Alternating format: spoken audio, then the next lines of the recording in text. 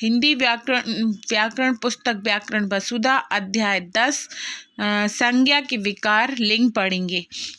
ये पढ़ेंगे नहीं, प्रश्नोत्तर लिखेंगे। पढ़ तो हम इसको पहले ही चुके हैं, तो इसमें हमें प्रश्नोत्तर देखने हैं। इसके पहले पहला प्रश्न दिया है इसमें, ये लिंग कैसे कहते हैं, ये दिया है लिंग कैसे कहते हैं। आंसर ऊपर दिया है, स्त्री या पुरुष जाति का बोध कराने वाले चिन्ह को लिंग कहते हैं। दूसरा लिखा है लिंग कितने प्रकार के होते हैं, लिंग 2 प्रकार के होते हैं, पुल्लिंग और स्त्रीलिंग।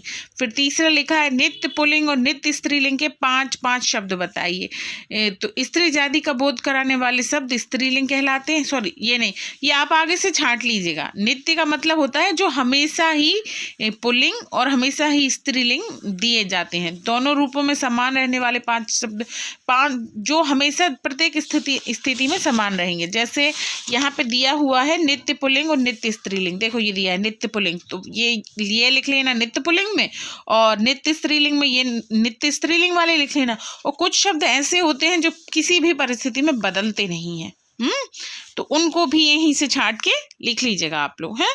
और अगर नहीं आता है समझ में तो मैं तो हूँ ही फिर, ठीक है। अब हम इसकी एक्सरसाइज देखेंगे। इसकी एक्सरसाइज में पहला दिया है सही विकल्प पर चिन्ह लगाना है। तो पुरुष और स्त्री जाति का बोध कराने वाले क्या होते हैं, लिंग। फिर दिखा है दिनों और महीनों के नाम आते हैं पुल्लिंग में। इस फिल्म के अभिनेता कहा जाएगा, यहाँ अभिनेत्री बहुत प्रसिद्ध हैं। गाय और बैल कृषि का आधार है। सन्यासिनी शब्द का पुल्लिंग होगा सन्यासी। लिखा है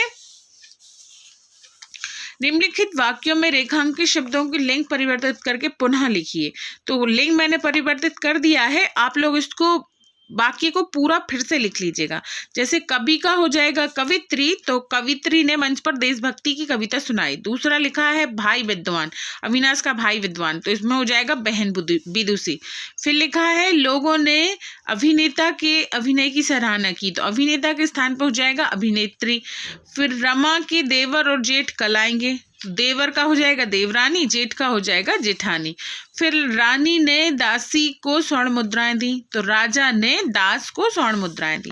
फिर से हमें निम्नलिखित शब्दों के लिंग परिवर्तित करने हैं। तो इंद्र का इंद्राणी हो जाएगा, बलवान का बलवती हो जाएगा, युवक का युवती, विधवा का विधुर, सम्राज्ञी का सम्राट हो जाएगा, वीर का वीरांगना, बिल्ली का विलाप, राजपूत का राजपूतानी, याचक का याचिका और आयुष्मती का आयुष्मान। अब यहाँ हमें खेल में परिवर्तित करना है। तो लिखना है एक धातु का नाम जो स्त्रीलिंग है। तो चांदी हमेशा स्त्रीलिंग रहती है। एक नक्षत्र जो स्त्रीलिंग है, पृथ्वी स्त्रीलिंग है। एक कंगन, एक गहना जो पुल्लिंग हो, कंगन हमेशा पुल्लिंग में ही प्रयुक्त होता है।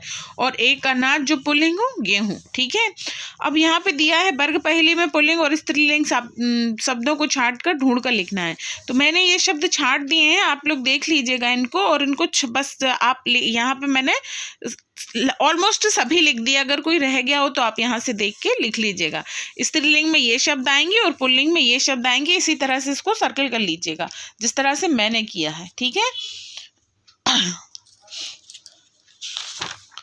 अब ये चैप्टर हमारा खत्म हो गया है, यानी अब हमने कर लिए कितने 10 चैप्टर कंप्लीट हो चुके हैं हमारे विथ प्रश्नोत्तर के, कुछ भी नहीं रह गया इसमें, ठीक है।